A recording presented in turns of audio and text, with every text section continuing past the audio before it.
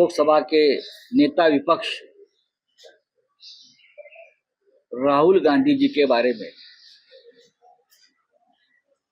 उनकी सुरक्षा के मामले में या उनकी जान को जो खतरा राजनीतिक दलों से इस देश के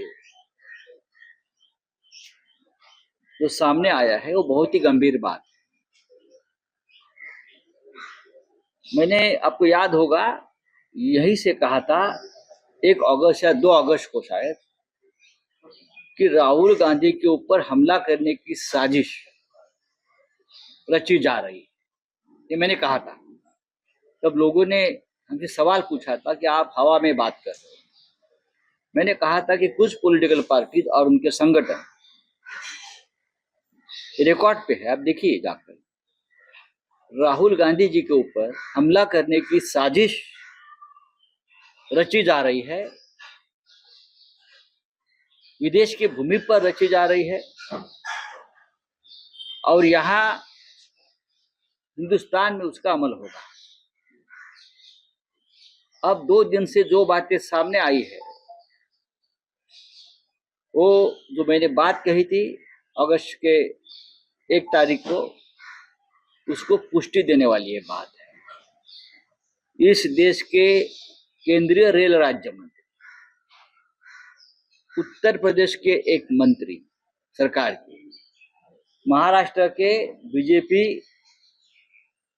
के जो अलायंस है उनके एक विधायक, और भी कुछ लोग, सभी एक ही भाषा में बोल रहे हैं कि राहुल गांधी के ऊपर हमला करने। कोई कहता है कि उनकी जुबान काट के जो लेके आएगा उसको मैं 11 लाख दूंगा। कोई उनको आतंकवादी कहता है, कोई उनके ऊपर हमले की बात करता है। ये एक षड्यंत्र है, एक साजिश की रचना है।